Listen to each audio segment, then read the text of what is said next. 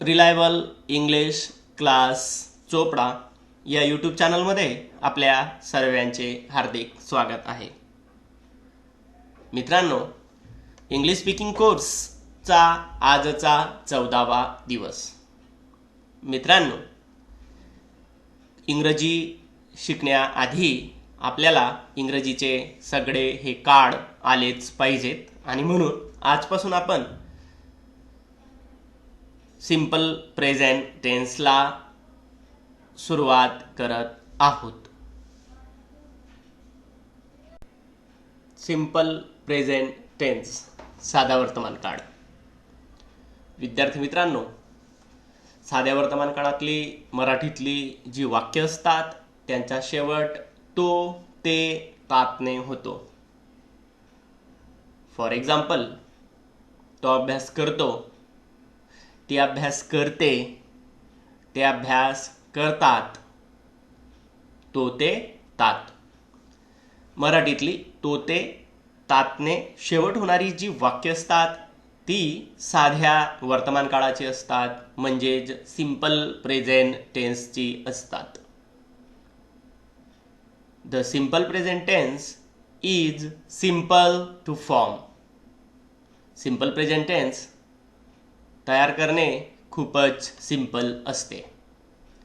Just use the base form of the verb.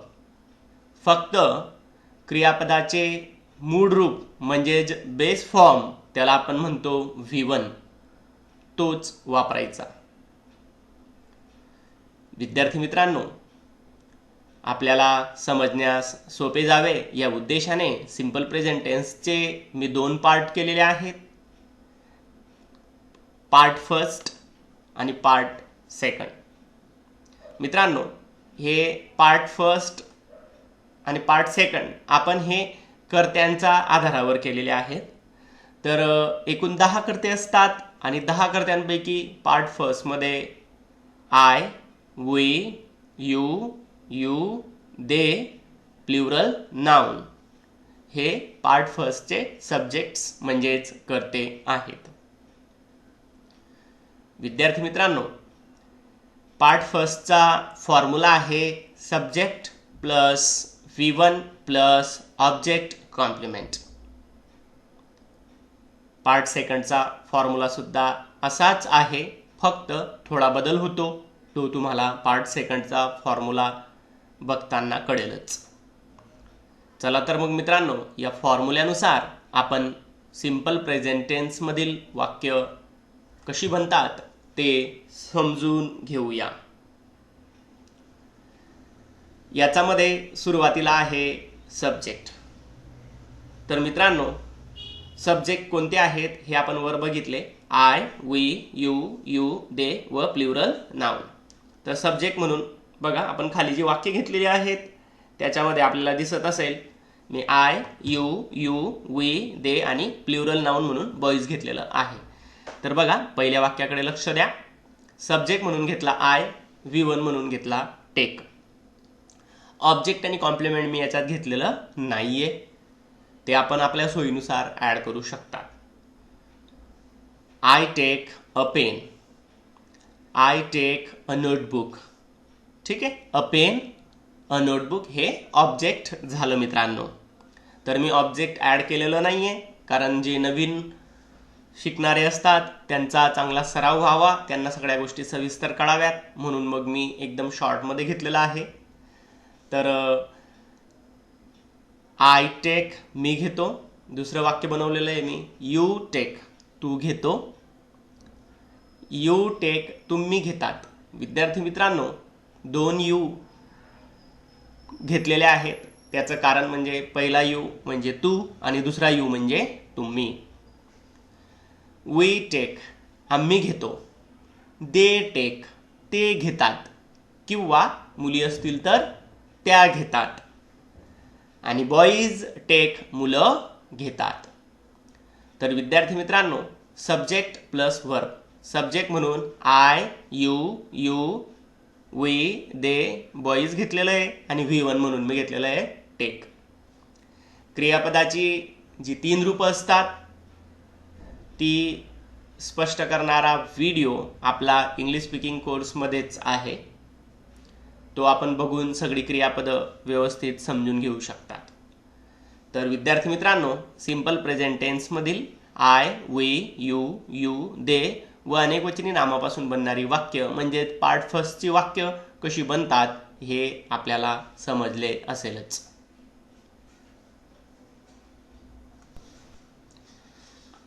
आता आपण बघतोय पार्ट सेकंड. तर मित्रांनो, एकूण 10 सब्जेक्ट होते. 10 पैकी पार्ट फर्स्टमध्ये 6 सब्जेक्ट आपण बघितले आणि आता आपण बघतोय पार्ट सेकंड. मी आपल्याला आधीच सांगितलं होतं की आपण हे पार्ट फर्स्ट आणि पार्ट सेकंड हे सब्जेक्टच्या आधारावर केलेले आहेत. तर तिकडे 6 सब्जेक्ट आहेत आणि इकडे 4 सब्जेक्ट आहेत. तर मग ते सब्जेक्ट कोणते आहेत? ही, शी, इट आणि सिंग्युलर नाउन. सिंग्युलर नाउन म्हणजे काय? एकवचनी नाम. तर मित्रांनो, ही, शी, इट हे थर्ड पर्सन सिंग्युलर सब्जेक्ट्स आहेत. म्हणून the third person singular takes an es at the end. म्हणजेच मित्रांनो, पार्ट फर्स्ट आणि पार्ट सेकंडमध्ये जो बदल आहे तो म्हणजे जे V1 आहे, मुख्य क्रियापदाचे जे पहिले रूप आहे, त्याच्या नंतर किंवा त्याच्या शेवटी यस किंवा ईएस लावणे. आपण बघू शकतात, he takes, she takes, it takes, Ram takes. तर बघा मित्रांनो, V1 जे टेक आहे त्याला मी यस लावलेला आहे. तर बघा, ही, शी, इटची वाक्य घेतलेली आहेत आणि सिंग्युलर नाउन म्हणून राम घेतलेला आहे. तर मित्रांनो, सिंपल प्रेझेंट टेन्समधील वाक्य कशा पद्धतीने बनतात आपल्याला यावरून कळलं असेल अशी अपेक्षा. विद्यार्थी मित्रांनो, सिंपल प्रेझेंट टेन्समधील पार्ट सेकंडमध्ये आपण यस किंवा ईएस लावतात असं बघितलं. तर मित्रांनो, नेमकं यस केव्हा लावतात, ईएस केव्हा लावतात आणि यस किंवा ईएस लावताना त्या क्रियापदाच्या स्पेलिंग्समध्ये काय बदल होतो ते पण समजून घेणे तेवढेच महत्त्वाचे आहे. तर मित्रांनो, in a simple present sentence where he, she, it or a name is the subject, verbs can end in yes or es depending on the way the verb ends. म्हणजेच साध्या वर्तमान काळामध्ये जेव्हा वाक्याची सुरुवात ही, शी, इट किंवा एकवचनी नामाने होते तेव्हा क्रियापदाचा शेवट यस किंवा ईएसने होऊ शकतो. आता मग यसने केव्हा शेवट होतो आणि ईएसने केव्हा होतो आणि त्याचा स्पेलिंग्समध्ये कसा बदल होतो हे सुद्धा आपण समजून घेऊया. For most words just add es to the end of the verb. खूप साऱ्या शब्दांना क्रियापदाचा शेवटी यस लावला जातो. तर मित्रांनो, खाली एक चार्ट दिलेला आहे. त्या चार्टमध्ये 3 गोष्टी दिलेल्या आहेत. पहिला जो कॉलम आहे त्याच्यात वर्ब एंडिंग म्हणजे क्रियापदाचा शेवट, त्याच्यानंतर प्लस यस लावायचा हे दुसरा कॉलम आणि तिसऱ्या कॉलममध्ये त्याची एक्झाम्पल्स दिलेली आहेत. तर याच्यात आपण एकूण 3 नियम बघणार आहोत. पहिला नियम आहे, जर का क्रियापदाचा शेवट 1 or more कॉन्सनंट्सने होत असणार. आता बघा मित्रांनो, कॉन्सनंट्स आणि वॉवेल्स हे आपल्याला माहिती असतील. कॉन्सनंट्स म्हणजे व्यंजन आणि वॉवेल्स म्हणजेच स्वर. तर मित्रांनो, A to Z एकूण 26 अक्षर आहेत. या 26 अक्षरांपैकी 5 स्वर म्हणजेच वॉवेल्स आहेत आणि ते वॉवेल्स म्हणजेच स्वर आहेत ए, ई, आय, ओ, यू. यांना सोडून उरलेले सगळे व्यंजन म्हणजेच कॉन्सनंट्स असतात. तर आपला पहिला नियम काय आहे? 1 or more कॉन्सनंट्स म्हणजे एक किंवा एकापेक्षा जास्त जर का व्यंजनाने शेवट होत असेल तर तुम्हाला प्लस यस लावायचा आहे. बघा, कॉलचा शेवट डबल एलने झालेला आहे. डबल एल व्यंजन आहे मित्रांनो आणि म्हणून आपण त्याला लावायचा आहे यस, म्हणून त्याचं होतं कॉल्स. सेंडचा शेवट डीने झालेला आहे. डी व्यंजन आहे आणि म्हणून आपण त्याला लावणार आहोत यस. वॉन्टचा शेवट टीने झालेला आहे. टी व्यंजन आहे आणि म्हणून आपण त्याला लावणार आहोत यस. दुसरा नियम आहे one or more consonants plus E. म्हणजे वर आपण वन ऑर मोर कॉन्सनंट्स पाहिले, पण आता त्याच्या पुढे अजून ई राहील, म्हणजेच स्वर राहील. तर लक्षात घ्या मित्रांनो, लाईक, लाईकचा शेवटी काय आहे? ई. ईचा आधी काय आहे? व्यंजन. शेवटी स्वर आहे म्हणजे ई आहे आणि ईचा आधी व्यंजन आहे म्हणून आपण त्याला लावला यस. रेस, रेसचा शेवटी ई आहे, ईचा आधी सी आहे म्हणजे सी व्यंजन आहे आणि म्हणून त्याला लावला यस. राईट, राईटचा शेवटी ई आहे आणि त्याच्या आधी टी आहे म्हणजे व्यंजन आहे म्हणून त्याला लावला यस.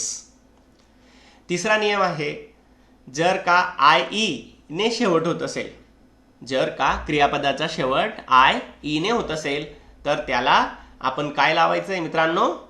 यस लावायचं आहे फक्त. बघा लाय, लायचा शेवट आय ई ने झालेला आहे तर स्पेलिंगमध्ये काहीच बदल होणार नाही, फक्त यस लावायचा आहे.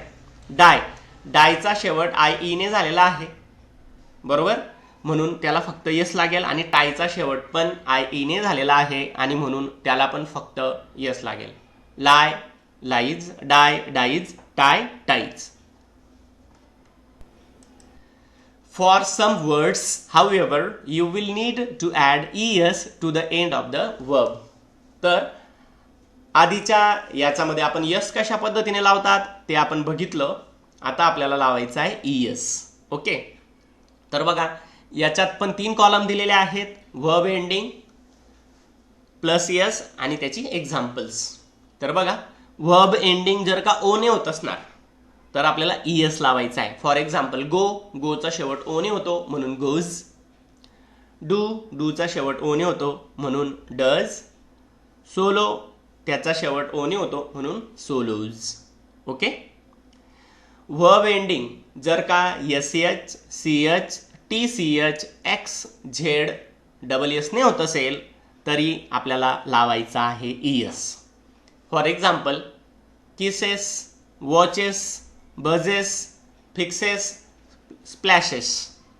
बघा किसेसचा शेवट डबल एस ने झालेला आहे म्हणून es लावला. वॉचेसचा शेवट सी एच ने झालेला आहे म्हणून es लावला.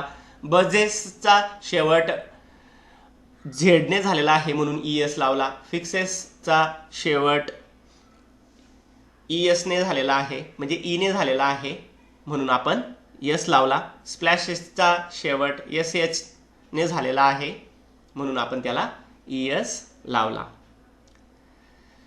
तिसरा नियम आहे कॉन्सनंट प्लस वाय. जर का एखाद्या क्रियापदाचा शेवटी वाय येत असेल आणि वायचा आधी जर का व्यंजन असेल म्हणजे कॉन्सनंट असेल तर काय करायचं? Change the Y to I E and add es. म्हणजे एखाद्या क्रियापदाचा शेवटी वाय येत असेल आणि वायचा आधी जर का व्यंजन येत असेल तर तो वाय काढून आय ई एस करावा आणि मग यस लावावा. फॉर एक्झाम्पल ड्राय, ड्रायचा शेवटी वाय असतो म्हणून तो वाय काढून त्याचा आय केलेला आहे आणि मग त्याला es लावलेला आहे. फ्लाय, फ्लायचा शेवटी पण वाय असतो म्हणून तो वाय काढून आय करून फ्लाईज केलेला आहे. वरी, वरीचा शेवटी पण वाय असतो, तो वाय काढून आय करून मग es लावलेला आहे.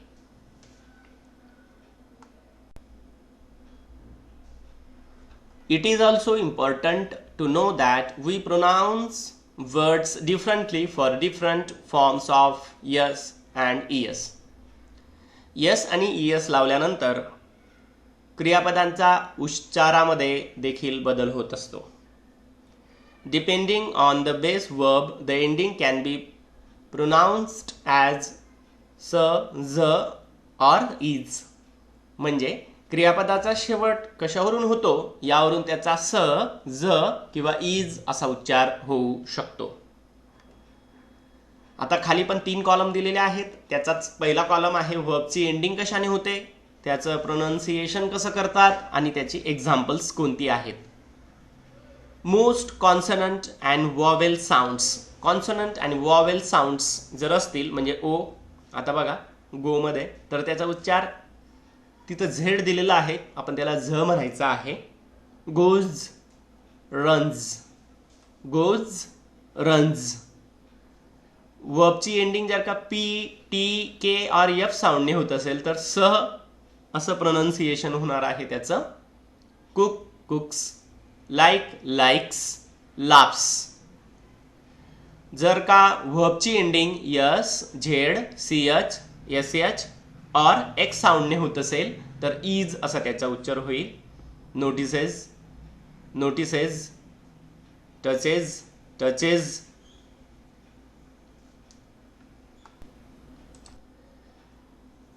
The simple present tense, it is used to describe habits, unchanging situations, general truths and fixed arrangements. मित्रांनो, आतापर्यंत सिंपल प्रेझेंट टेन्सची वाक्य कशा पद्धतीने बनवतात हे आपण बघून घेतलं. आता आपण सिंपल प्रेझेंट टेन्सचा वापर नेमका केव्हा करतात ते थोडक्यात समजून घेणार आहोत.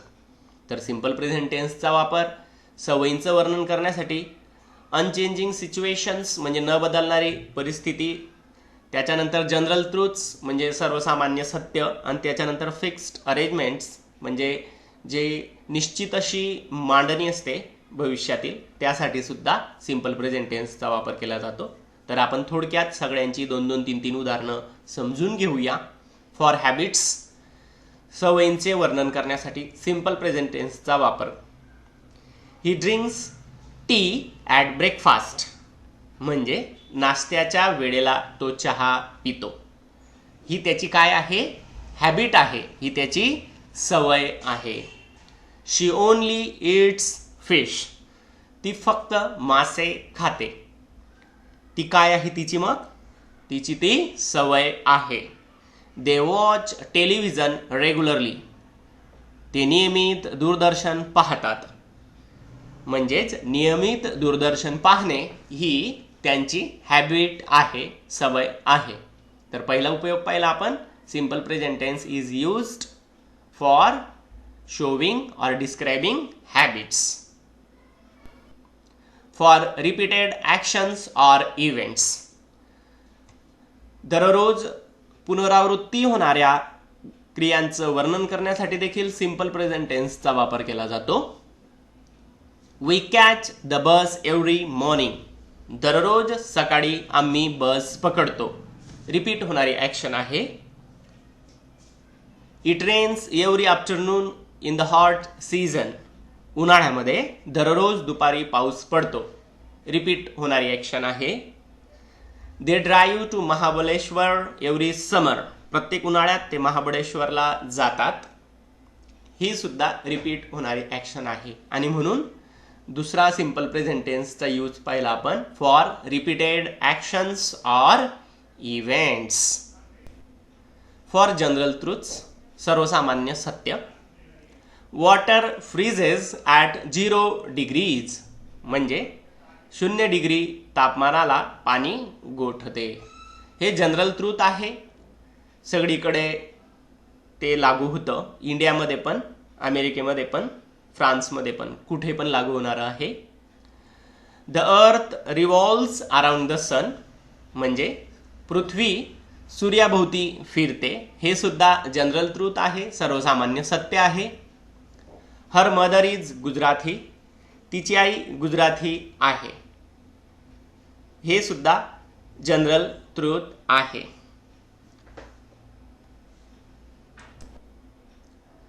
सिंपल प्रेझेंट टेन्सचा पुढचा वापर आहे फॉर इन्स्ट्रक्शन्स ऑर डायरेक्शन्स, म्हणजे सूचना देण्यासाठी किंवा मार्ग दाखवण्यासाठी. Open the door and stand outside, दरवाजा उघड आणि बाहेर उभा राहा. ही एक इन्स्ट्रक्शन आहे, एक सूचना आहे. You take the number 6 bus to Jalgaon, Jalgaon जाण्यासाठी 6 नंबरची गाडी पकड. ही सुद्धा काय आहे? सूचना आहे.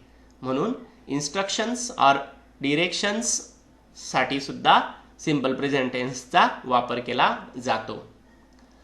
For fixed arrangements, his mother arrives tomorrow, त्याची आई उद्या येणार.